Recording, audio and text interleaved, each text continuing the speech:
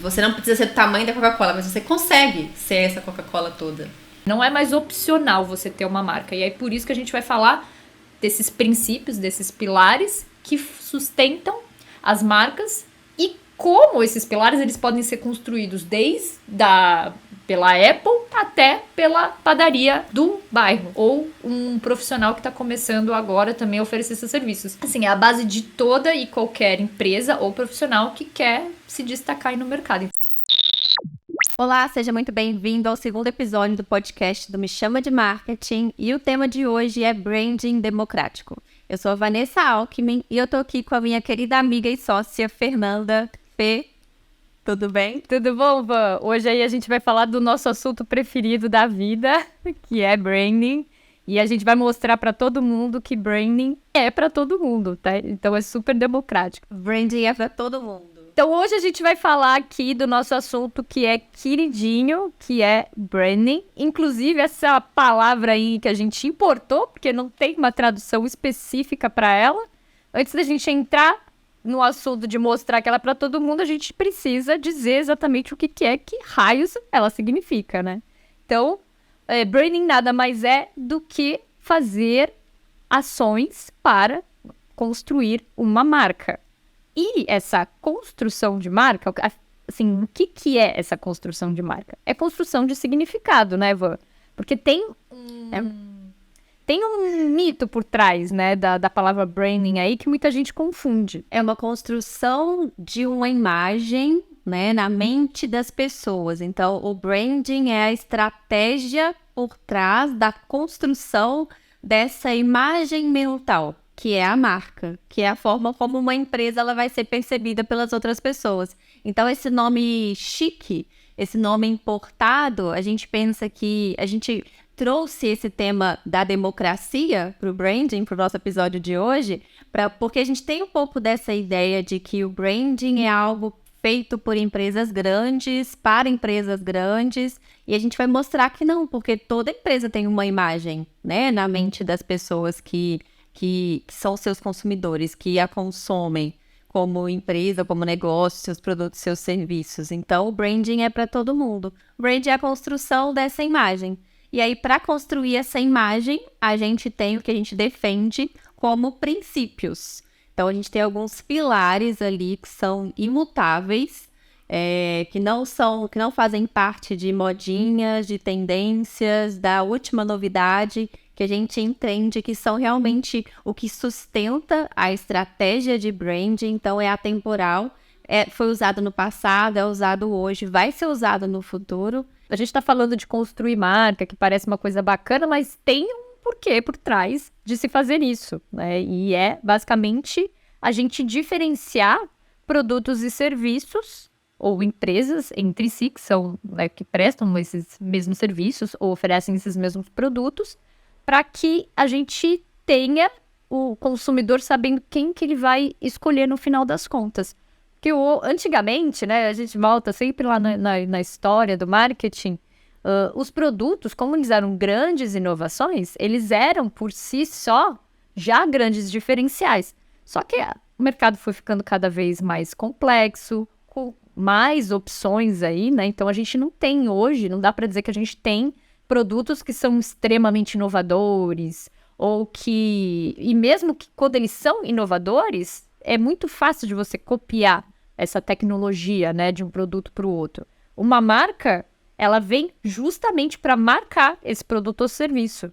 Então depois eu posso até, né, se a gente tiver um espacinho aqui, eu posso até contar uma curiosidade de como que surgiu isso. Então a marca é cada vez mais fundamental nesse mundo que as soluções são cada vez mais parecidas, né? A gente tem aí acesso a produtos e serviços do mundo todo hoje, com a globalização, com a internet, muito mais concorrência, e a gente precisa de algo para diferenciar. Então, a gente pode dizer assim que o século XXI vai ser o século do branding, com toda certeza. Porque não tem mais como, não é mais opcional você ter uma marca. E é por isso que a gente vai falar desses princípios, desses pilares que sustentam as marcas e como esses pilares eles podem ser construídos pela Apple até pela padaria do bairro ou um profissional que está começando agora também a oferecer esses serviços. é a base que vai, assim, é a base de toda e qualquer empresa ou profissional que quer se destacar aí no mercado. Então, por isso que branding é tão importante. E aí é legal a gente falar também sobre o que o branding não é, né, Fê? As pessoas confundem muito, fazem um logo, definem uma paleta de cores e pronto, a gente está fazendo branding. Então, não é isso. Faz parte, obviamente, dentro ali dos nossos pilares, né, dos nossos 10 pilares, a gente tem essa parte de identidade. Uma marca, ela precisa ser reconhecida, obviamente, mas branding não é isso. Então, não quer dizer se você tem uma paleta de cores, você segue ali as suas cores no Instagram, se você, no panfleto ali da sua loja, do bairro, não é isso, não é exatamente isso que é branding apenas, né? Não quer dizer que você está fazendo branding quando você faz isso. Esse processo é realmente de se diferenciar, se destacar, ser reconhecido, mas gerar essa ideia na mente da pessoa, uma ideia sobre a sua empresa, uma ideia positiva, obviamente é o que a gente quer gerar, para que a sua empresa seja escolhida e a concorrência não seja escolhida, né? Nesse caso, a gente está falando sobre os produtos ali, e esse século é o século do branding, porque é difícil a gente encontrar produtos que por si só se diferenciam. O que diferencia esses produtos, essas empresas, são as marcas ali por trás. E aí, quando a gente está falando disso, a gente está falando mais do que apenas a parte de identidade visual. A gente está falando dessa construção, dessa imagem, desse desejo que a marca gera, esse posicionamento dela. E aquele detalhe ali, como ela se comunica, que faz com que ela seja escolhida.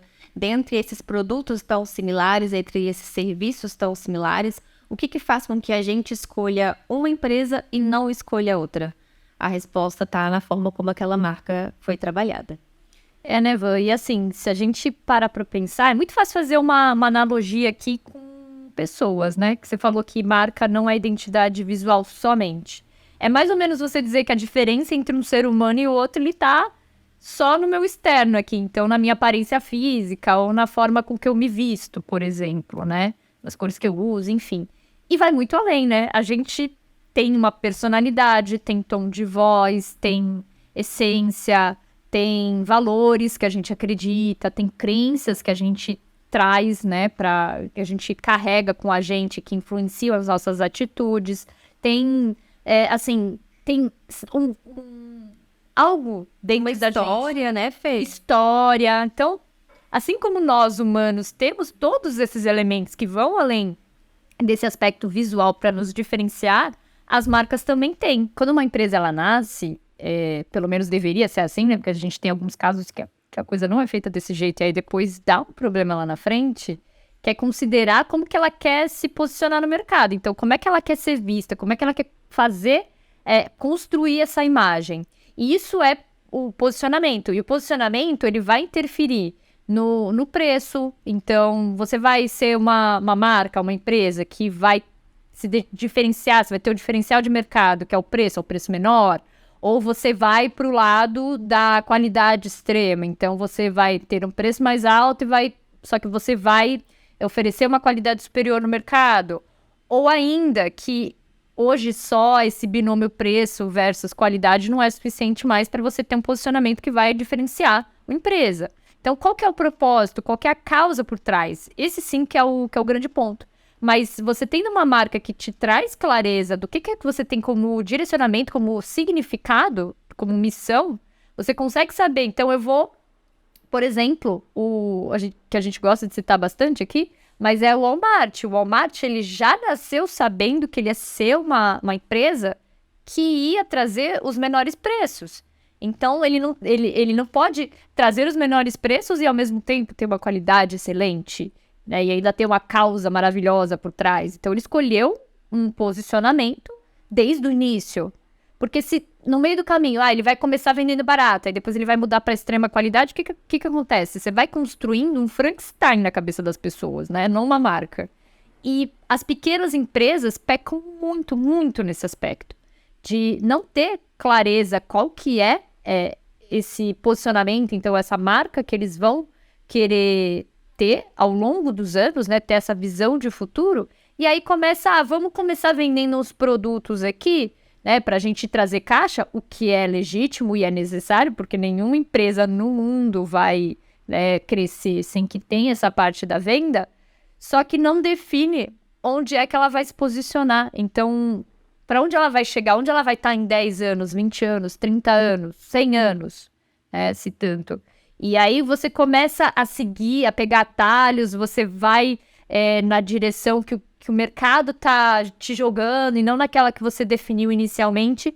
E isso depois de 5 anos, 10 anos, é extremamente problemático. Aí são essas mesmas empresas que vão, depois de 5, 10 anos, e vão falar, agora a gente precisa fazer a nossa construção de marca. Só que a bagunça por trás, que foi deixada nesse rastro, já está feita.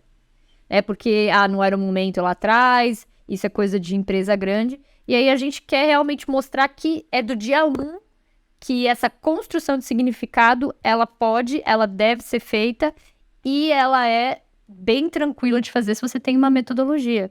E hoje com a internet a gente consegue fazer com que essa marca, ela comece do jeito certo, direcionando não só o mercado, né, então os clientes, a parte externa, mas também já criando uma cultura do dia 1, independente do tamanho de empresa ou até mesmo se é uma empresa, né, se é uma pessoa. Então, ter clareza de qual é a linha que se quer seguir desde o primeiro dia é muito importante. E marca é isso. Marca é direcionamento. Exatamente. E aí o que a gente pode aprender com as empresas grandes nisso, na verdade, é exatamente esse direcionamento que acontece desde o começo, né? Igual, por exemplo, você citou o caso do Walmart. O Walmart sempre foi uma empresa que estava ali no posicionamento do preço.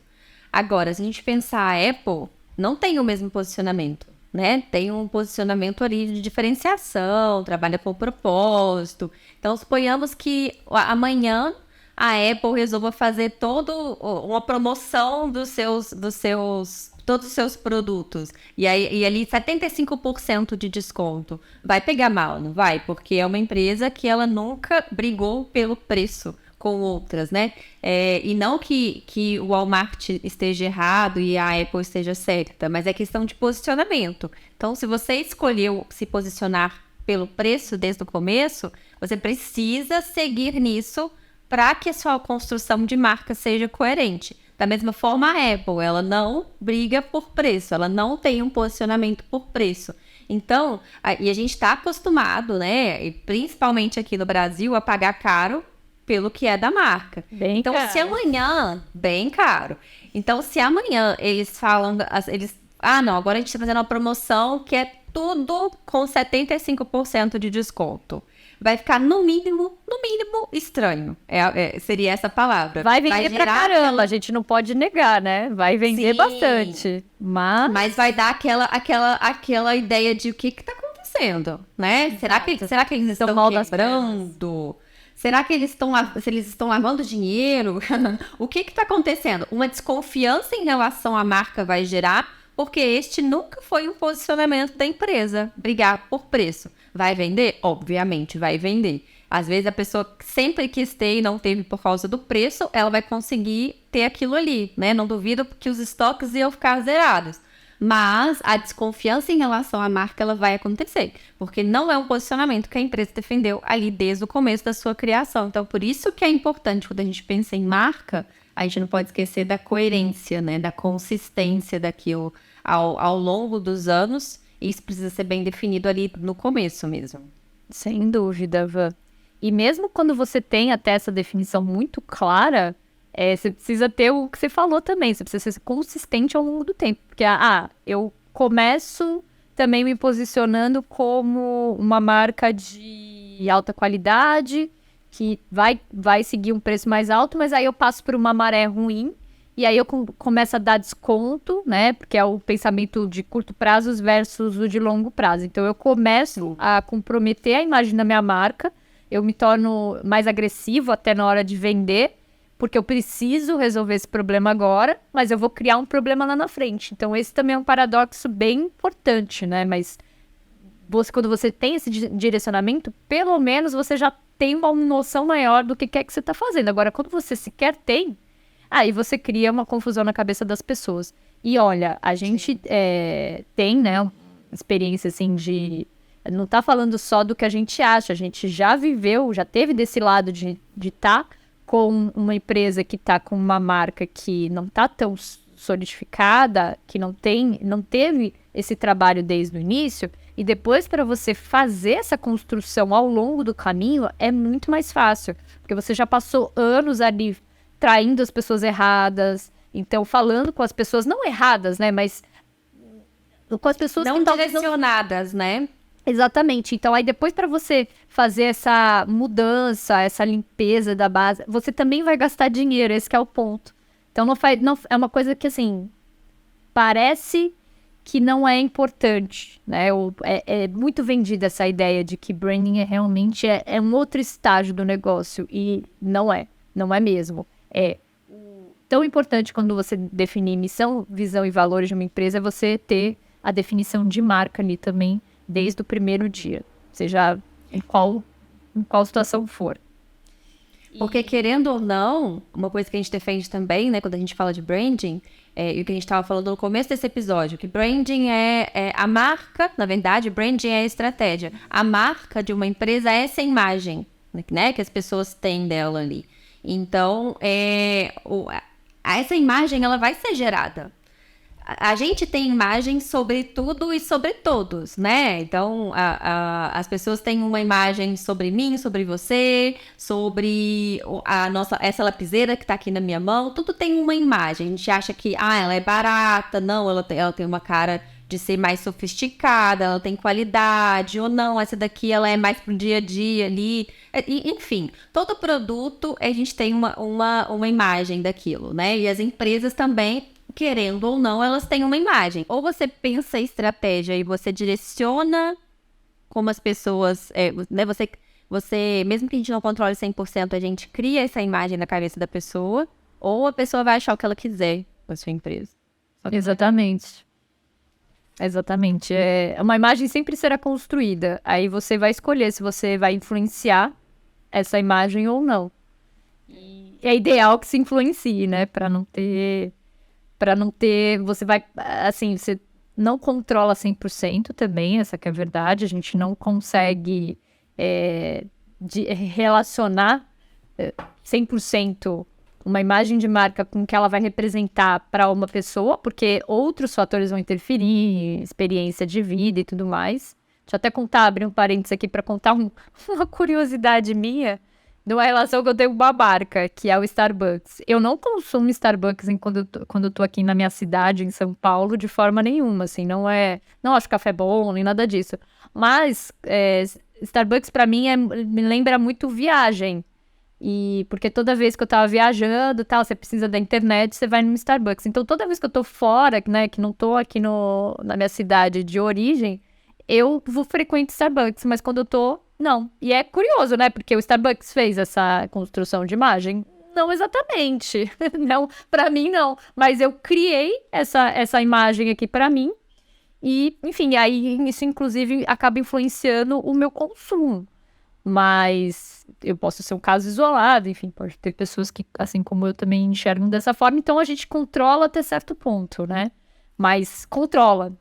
É melhor que você tenha ali o direcionamento para onde você quer que a maioria das pessoas olhe do que você deixe solto. Porque aí você vai criar realmente uma bagunça, um Frankenstein. Pensando uma estratégia ou não pensando e executando nenhuma estratégia, a sua empresa, seu negócio tem uma marca, né? Tem uma imagem.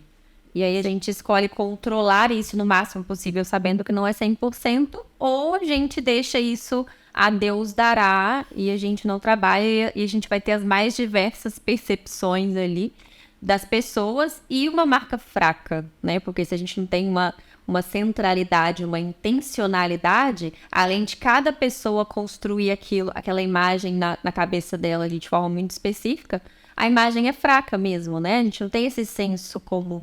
Quando a gente pensa nas grandes marcas, a sensação que aquelas grandes marcas causam nos seus consumidores, né, nas pessoas em geral, elas são mais ou menos parecidas. A gente pensar, por exemplo, a Coca-Cola.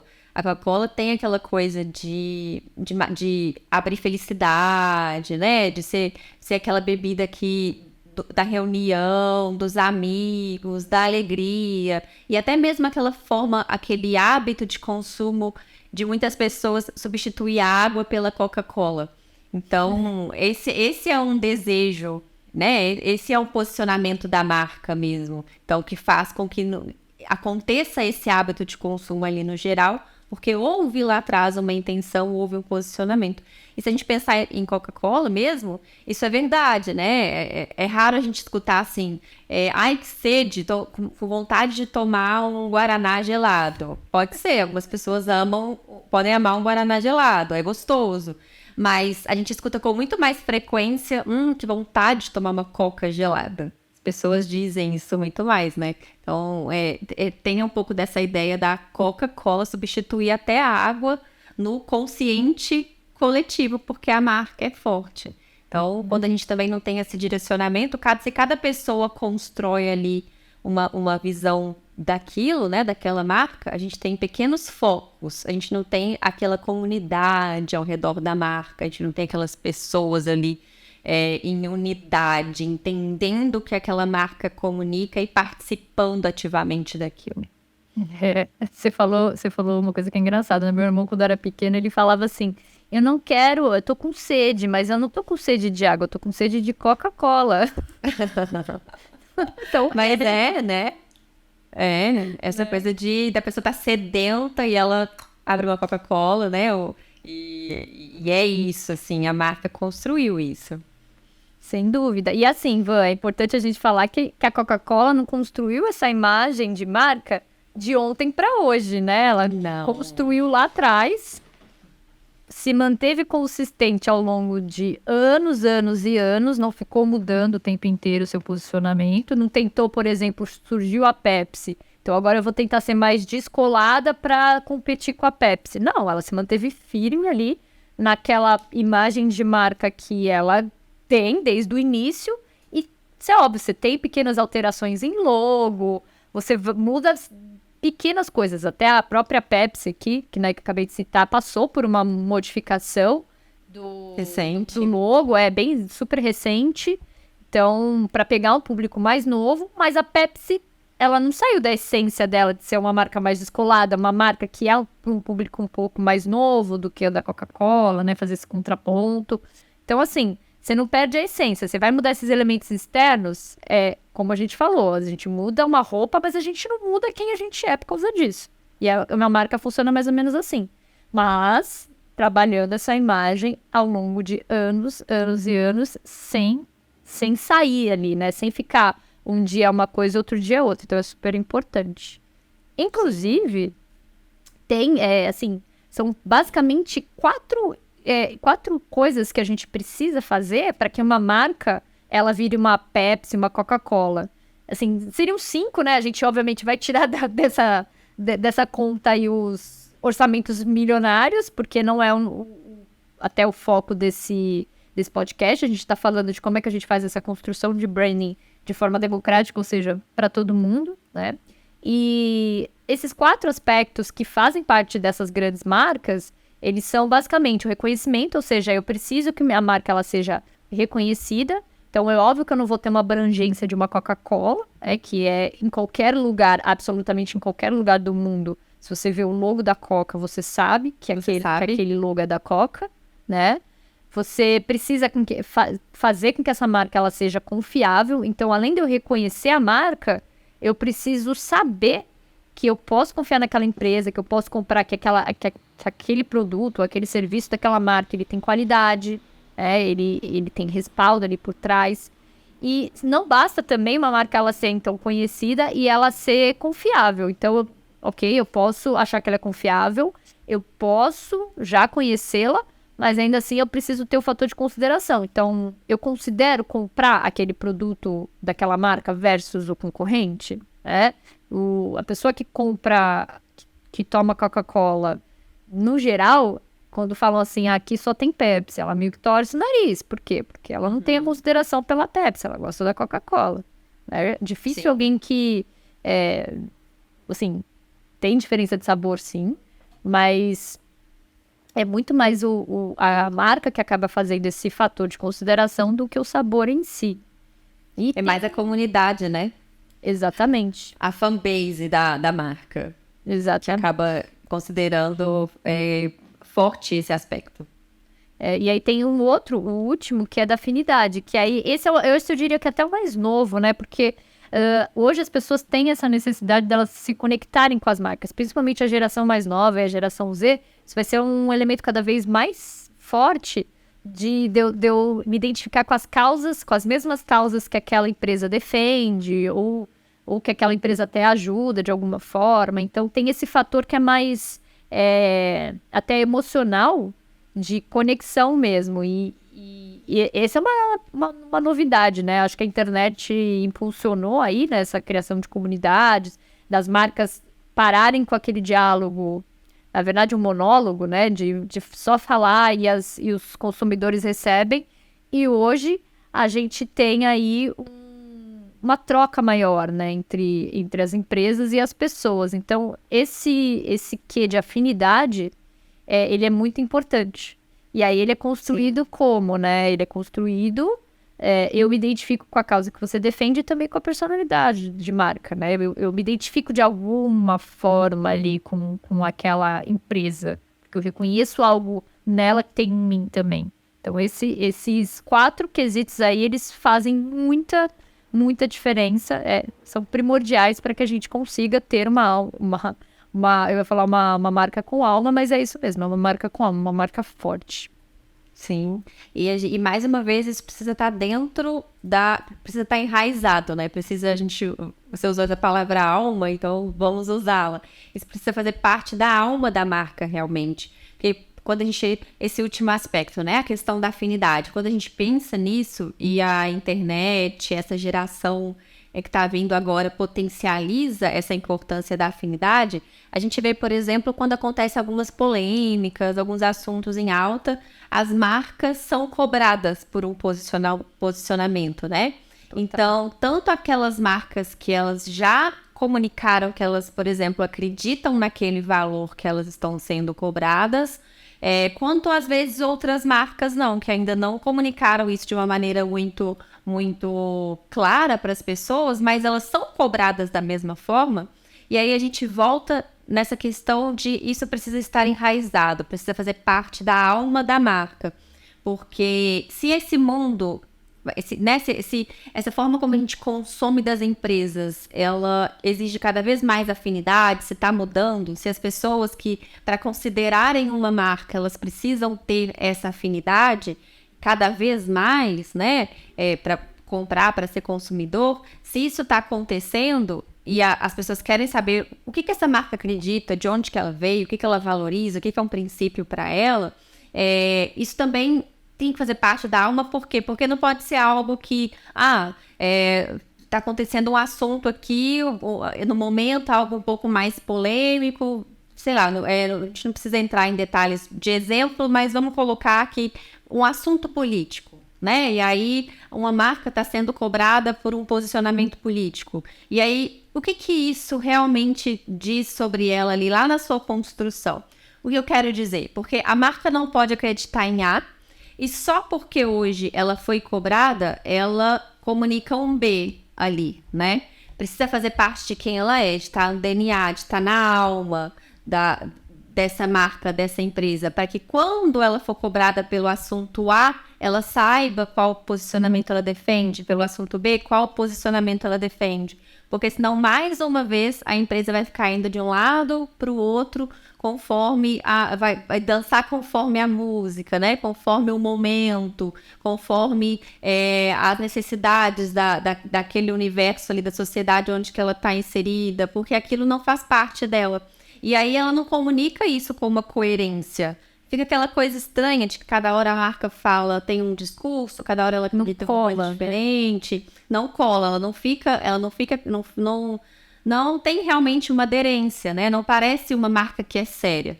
Então essas marcas quando a gente pensa nessas grandes marcas, quando a gente pensa em marcas, não precisa nem ser grandes, quando a gente pensa em marcas ali da nossa vizinhança, né? Produtos que a gente consome, que por trás tem uma marca que a gente acredita, uma empresa dos valores que a gente acredita, se a gente parar para pensar, são empresas que, de certa forma, comunicaram algo para a gente e a gente viu essa coerência nelas. Não são empresas que saem dançando conforme a música.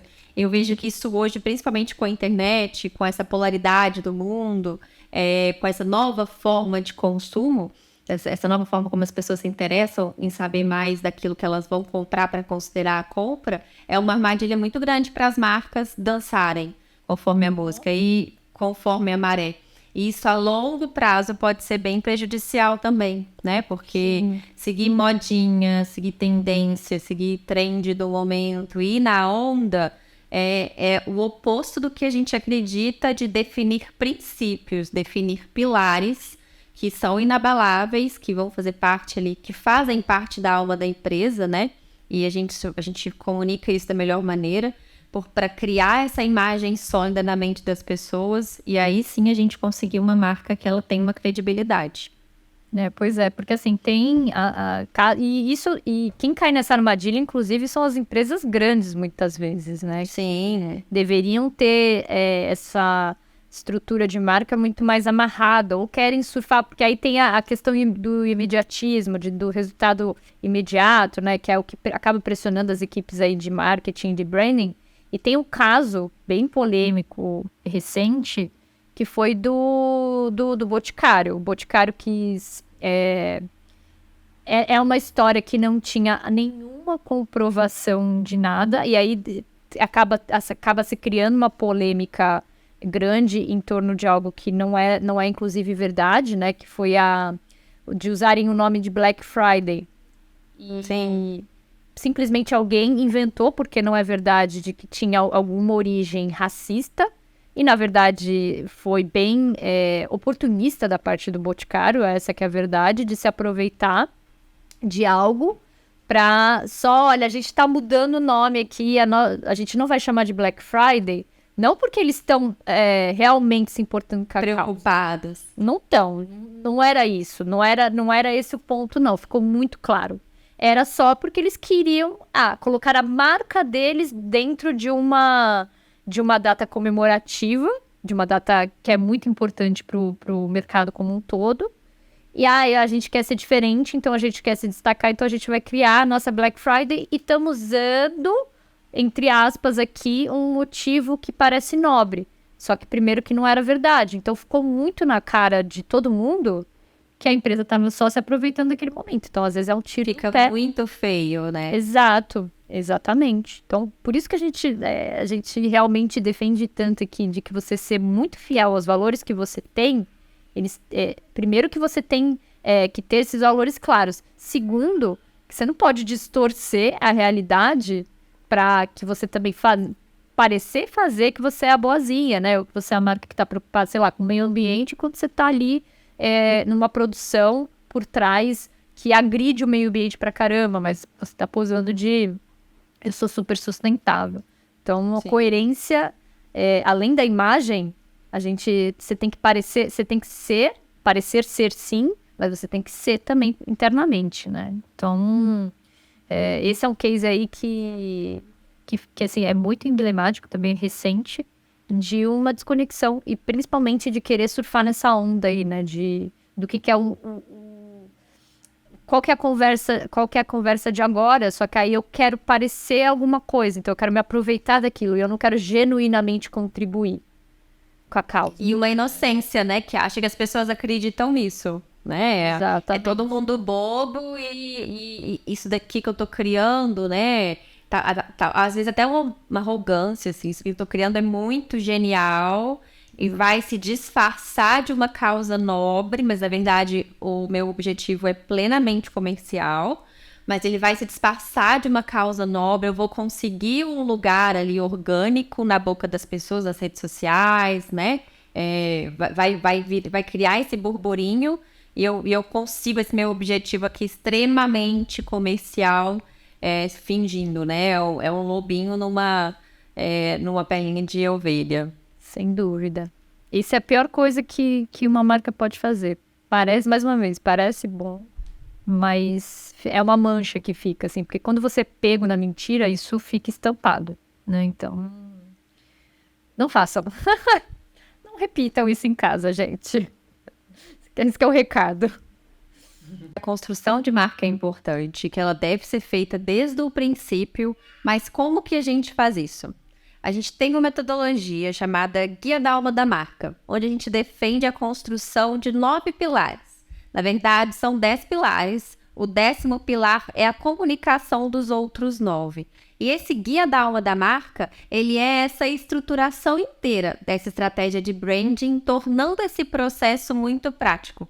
E a gente tem esses 9 pilares ali dentro, a gente começa a falar sobre posicionamento, a gente tem proposta de valor, manifesto, a questão da história, personalidade, onde a gente inclui tom de voz de marca, a gente vai incluir essas questões visuais também, mas não apenas como a gente vê a marca, mas o que a gente escuta, como a gente escuta essas marcas se comunicarem. Então, a gente tem esses 9 pilares no nosso Guia da Alma da Marca, nossa metodologia autoral, a gente aplicou em alguns clientes que a gente conseguiu ver muito resultado dessa construção e comunicação, principalmente comunicação de branding, porque é muito fácil a gente ter isso tudo na prática, na teoria, e a dificuldade de colocar em prática ali no dia a dia, né? Então, é muito fácil se perder no meio de um documento de planejamento, mas a gente não sabe como que a gente coloca isso para fora, como a gente comunica com as pessoas. E se a gente não tem essa comunicação, se a gente não consegue transformar a teoria na prática, o estratégico na prática, a gente não tem o resultado, né? Aquilo ali fica guardado, vai ficar muito bonitinho se você for apresentar em uma reunião e falar o que você tem, mas aquilo ali não vai para a prática, aquilo não cumpre o resultado e a gente não tem essas marcas fortes. Então, o nosso guia, além de estruturado nesses pilares que a gente já falou que a gente defende, que são atemporais, é algo que vem lá de trás. Então, assim, quais são os princípios das marcas fortes? Quais são os princípios das comunidades fortes, né? O que todas elas têm em comum? E existem esses 9 princípios ali, então é base, não é aquela moda, não é aquele trend, não é aquele hack do momento que a gente precisa fazer para construir uma marca, para ter resultado, para ter visibilidade, isso que a gente defende. Exatamente, né? Assim, porque você pode até usar trend do Instagram, o áudio que está em alta, mas desde que você siga os pilares ali que não fuge, inclusive, da imagem que você quer construir. Porque pode estar, tá todo mundo fazendo dancinha no Instagram e tá dando super certo. Ah, bom, mas isso tem a ver com aquela imagem de marca que você construiu, que você definiu, por exemplo, no guia? E a gente trouxe uma metodologia que ela é pautada, sim, né, no que deu certo aí, inclusive para as grandes empresas, desde lá de trás. Então, são valores imutáveis, mas a gente trouxe também, aí dentro da nossa experiência, né, a gente trabalha já há muitos anos aqui, principalmente com a internet, e a internet, inclusive, mudou a forma de se construir marca, né? Principalmente de comunicar. Nem tanto os princípios da marca, mas sim a parte da comunicação dessa marca.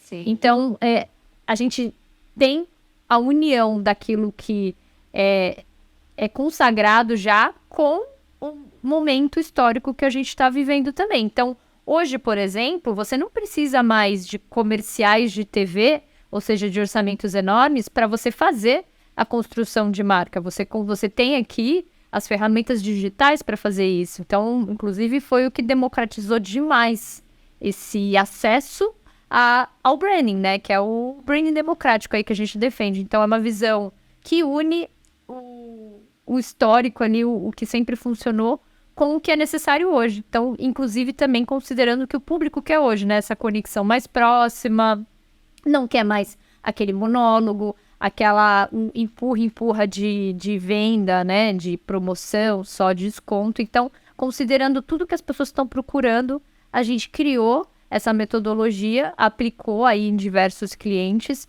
e antes, então, a gente testou, e a gente está lançando agora, formatou aí num formato bem interessante para, enfim, até para quem está começando também, porque a pessoa consegue, seguindo essa ferramenta que a gente criou, ela não é um planner, não é um curso online, mas a gente empacotou a nossa metodologia, a nossa experiência dentro de uma ferramenta online, onde a pessoa ela vai fazer essa construção de marca, a gente vai junto com ela ali orientando, então como é que ela vai construir esses 9 pilares, cada um deles com exemplos, tudo que ela precisa para realmente tirar essa marca que às vezes está só na ideia e colocar ela para o mundo, né? Então, e fazer essa construção diária dessa marca que é super importante. Então a gente empacotou aí toda essa experiência com muito carinho para que as pessoas que às vezes não podem, por exemplo, contratar uma consultoria nossa, né, que não teriam como investir principalmente nesse início, ou que querem fazer sozinho, que querem aplicar dentro do seu time aí de marketing ou dentro da sua empresa, também tem essa opção de seguir essa metodologia e ter algo que é muito prático. Então, não é um documento que você vai guardar na gaveta, é algo que você vai usar no seu dia a dia. E esse que é o grande diferencial do guia. Então, a gente, inclusive, vai deixar o link aqui na descrição para quem quiser conhecer um pouquinho mais dessa metodologia, né, que é 100% autoral mesmo, né? Então, vocês não vão encontrar em nenhum lugar, então o link vai estar aqui na descrição desse podcast, desse vídeo aqui no YouTube. E tem muita gente que acha que não é possível, que ainda bate na ideia de que você vai precisar gastar dinheiro para criar identidade visual, que você vai ter que investir muito sem ver retorno, porque branding não dá para medir, que você não consegue saber se está dando certo ou não. Então, a gente tem um case bem emblemático aí, que hoje é uma grande marca, e que é uma história muito inspiradora, inclusive, que é a da doutora Cherie. Ela conta que ela começou investindo lá em 2014 R$2.000 na marca dela para fazer a produção para produzir, né, os jalecos. É uma marca, só para contextualizar um pouquinho mais, é uma marca que é para profissionais da área da saúde, principalmente para mulheres. Ela identificou que as mulheres dessa área queriam estar bem vestidas, mas não tinham, né, obviamente usando a roupa, a indumentária necessária ali para fazer o trabalho delas, mas que elas não tinham algo que fosse bonito, além de confortável, né? Então, ela viveu esse problema por ser uma dentista, ela identificou, foi lá, investiu R$2.000 para criar os primeiros produtos e usou o Instagram para construir uma marca que hoje é uma marca enorme. Então, vende para fora do Brasil, tem café, tem diversas fontes aí de geração de receita. Tá de sacanagem. Poxa. Interrompida pela sirene, gente. É vida real aqui, né? Vamos continuar. Voltando aqui, depois de ser interrompida pela sirene, né? Faz parte, morar em São Paulo, é isso aí. Não tem momento sem barulho, não existe, né, Van? Então, é uma história bem inspiradora. Eu conheci essa marca há pouco tempo e eu acho que é um case, assim, fantástico, que mostra que o que a gente está falando aqui, de que é possível, sim, começar uma marca do zero, desde que você tenha um significado muito claro, e que, por que não, você usa a internet como meio de propagar essa marca no mundo. Então, hoje ela tem aí algo que ela construiu, inclusive, até é um case bem interessante, só abrindo um parênteses aqui, para falar de como uma marca ela pode ser elástica, né? Então, ela saiu de um mercado onde ela está vendendo roupas para profissionais da saúde e foi abrir um café. E a marca permite, porque ela é muito forte, ela permite que você consiga ter, às vezes, 2 negócios que são aparentemente não fariam tanto sentido, exatamente. Ela conseguiu aí, por causa de ter uma marca muito forte, uma comunidade muito forte em torno da marca, conseguiu investir em 2 vertentes aí bastante interessantes. As meninas é uma marca, né, Fê? Oi? É uma marca, né? No sentido de que eles diversificaram o que eles entregam. Os jalecos, as roupas, né? Para profissionais da saúde e o café.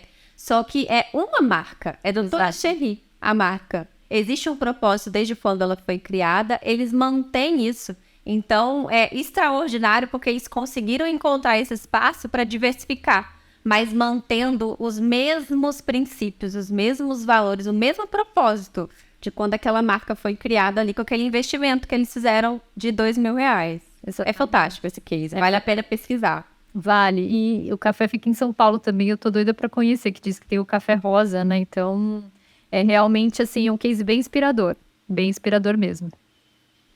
Mas mostrando, né, mostrando que dá pra fazer, né? Então, como a marca, ela foi a propulsora do sucesso aí da doutora Chery, que começou do dia 1 sabendo onde queria chegar. Fê, para fechar, tem aquele caso que eu amo, a gente compartilhou no Instagram recentemente, sobre a marca Coca-Cola. A gente já citou a Coca-Cola aqui. Coca-Cola é uma marca grande, às vezes eu entendo que as pessoas pensem, né? Ah, mas eu não sou a Coca, para que eu invisto nisso? Mas a gente defende, a gente acredita que as empresas são grandes porque elas fazem algo que as tornam grandes, né? Todas as empresas começam do mesmo lugar. Ninguém começa grande, então, e é isso que a gente acredita. Empresas são grandes por um motivo, então se a gente quer ser grande, a gente precisa entender quais são esses motivos e a gente começar aqui no dia 1 a trabalhar para que o nosso negócio seja grande também, não importa quanto tempo isso demore. Então a gente vai usar o exemplo da Coca-Cola, que mostra esse valor do branding, essa necessidade de construção de uma marca, e é algo que pode sim inspirar negócios pequenos. O que é? Uma agência de publicidade britânica, em 2016, eles fizeram um estudo com 2.000 executivos e investidores de vários lugares do mundo. Tinha ali África do Sul, tinha o Reino Unido mesmo, Estados Unidos, Austrália. E aí perguntaram trouxeram 2 hipóteses para esses executivos. A primeira é: vocês investiriam na Coca-Cola se misteriosamente todos os ativos físicos da empresa pegassem fogo e sumissem? Tudo pegou fogo, fábrica, centro de distribuição, as garrafas, não existe mais garrafa, não existe lata, não existe mais nenhum ativo fixo da Coca-Cola. Vocês, 2.000 executivos, investiriam na Coca-Cola para ajudar a empresa a se reerguer? Aí a maioria falou assim que sim, nós investiríamos. Vai demorar um tempo para a Coca-Cola se reerguer? Vai. Vai ser preciso muito dinheiro? Vai. Mas a gente vai investir porque a empresa vai se reerguer. Com o investimento necessário, a Coca-Cola ela volta às atividades sem nenhum problema. Queimando, sumindo tudo que é físico. O fogo consumiu tudo que é físico. Vocês investem? Investimos. Beleza, então tá. Vamos criar uma outra hipótese. Suponhamos, então, que tudo que é físico da Coca-Cola existe. Tá tudo ali no lugar. Só que na manhã de hoje, o mundo inteiro acordou numa amnésia. As pessoas não sabem o que é Coca-Cola. Coca-Cola? O que é Coca-Cola? As pessoas podem ter a garrafinha ali com aquele líquido preto. Uma garrafinha bonita, aquele líquido preto saboroso, geladinho. Mas elas não fazem ideia do que é aquela marca. Todas aquelas associações que a gente já falou da Coca-Cola com a felicidade, com a descontração, com os momentos ali com a família, com a sede, né? Então, e todos esses hábitos de consumo, essas associações sumiram da cabeça das pessoas. As pessoas simplesmente não sabem o que é. E aí, executivos, vocês investiriam na Coca-Cola? E aí a maioria respondeu que não. Não, a gente não investiria, porque aí sim seria difícil a Coca-Cola se reerguer. Então, ela manteria tudo que tem físico, mas a memória de marca é apagada. Aí, essas pessoas falaram, que são executivos, investidores, falaram, não, aí a gente já acha que é muito arriscado esse investimento, a gente não investiria numa empresa, na Coca-Cola, se caso isso acontecesse, né? E aí, eu acho isso fantástico, porque mostra, assim, de uma forma bem prática, que o patrimônio de marca, ele vale mais do que o patrimônio físico. Então, se as pessoas tivessem essa lembrança do que é a Coca-Cola, pegou fogo tudo, mas é a Coca-Cola, eu sei o que é a Coca-Cola. Então, lógico, é dinheiro, né, para se reerguer. Mas, ao contrário, eu não sei o que é Coca-Cola, e eu só tenho o físico aqui, então a marca não tem, a empresa não tem todo esse valor sem a marca. Então, ela nem conseguiria esses investimentos para se reerguer, né? Então, eu acho isso muito fantástico, assim, do poder da marca Coca-Cola. A Coca-Cola é Coca-Cola porque soube trabalhar a marca desde sempre teve um posicionamento. A história da Coca-Cola é outra história, como empresa fantástica também, que também vale a pena pesquisar para conhecer. E esse poder, assim, branding é poderoso, branding é valoroso, né? Então, a gente precisa investir. Mais uma vez, empresas são grandes por um motivo. E tá aí um exemplo que a gente tem do porquê da Coca-Cola tá no lugar onde que ela tá. Sem dúvida. Até eu fui conhecer lá em Atlanta o centro do... É tipo um parque da Coca-Cola, basicamente, assim, né? Então eles vão contando toda a história, desde as primeiras garrafas, como surgiu, a mudança da marca. E além da marca em si, que na verdade faz parte do mistério, né? Deles terem a fórmula secreta da bebida. E aí eles falam, você vai conhecer ao final deste passeio a fórmula. Aí você chega no final e fala, então, a fórmula é muito especial para que você conheça. Mas não é a fórmula em si da Coca-Cola que faz a diferença, é a marca mesmo, né? Porque eu garanto para você que deve ter alguém que já conseguiu copiar 100% ali aquele xarope de Coca-Cola. Mas não é a Coca-Cola. Não tem o logo vermelho e branco que tá estampado em todas as garrafas. Então, essa que é a grande diferença mesmo. E eles não construíram esse império da noite pro dia. Também foram anos e anos com consistência, investindo, obviamente, né? A gente não nega de forma alguma para se tornar uma marca desse tamanho precisa de investimento. Mas acho que o grande insight que fica é que você não precisa ser uma Coca-Cola. Você não precisa ser, como diz, não, essa Coca-Cola toda. Não precisa. Dá para fazer... Existem as proporções, né? As proporções. Você não precisa ser, nem querer ser uma Coca-Cola, né? Exato. Mas ali dentro da sua proporção, do seu mercado, você querer ser lembrado como... você ser a Coca-Cola do seu nicho... já é algo que pode acontecer, né? Você ser a Coca-Cola no seu nicho de padaria, que a gente citou em vários exemplos, no seu nicho de roupa para profissionais da saúde, é um exemplo. Então, ser essa empresa que é lembrada... Micro-nicho, aliás, né? Sim, também, pequeno. Nicho.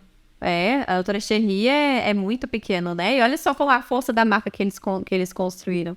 Então, a gente consegue pegar esses exemplos e trazer ali para nossa realidade. O que muda é a proporção. Mas se a gente tem essa metodologia, se a gente consegue seguir isso e consegue transformar isso na prática, não só na teoria, sai da teoria e vai para a prática, a gente consegue... Você não precisa ser do tamanho da Coca-Cola, mas você consegue ser essa Coca-Cola toda. Boa! Então, com essa, a gente encerra aqui esse episódio do podcast, né? O segundo aí do podcast Me Chama de Marketing. A gente tá aqui no YouTube, no Spotify também muito em breve. Então, toda semana com um episódio novo. Então, não deixe de curtir se você gostou, inclusive, a gente esqueceu, né, Van? Esquecemos de falar para curtir, que é bem importante, para que chegue mais pessoas, enfim, para que ajude também a divulgar esse trabalho. E para que a gente tenha mais marcas com alma aí nesse mundo, né? Marcas que estão realmente, que querem ser coerentes com os valores, que querem deixar uma marca, seja do tamanho da Coca-Cola, seja do tamanho micro, né? Não importa o tamanho, na verdade, mas que a gente tenha mais marcas aí que estão preocupadas em serem coerentes e que também querem deixar um impacto positivo no mundo. A gente precisa disso, né? As empresas de hoje aí precisam disso também para continuarem prosperando. Então, Sim. Com essa deixa, a gente fica por aqui, né?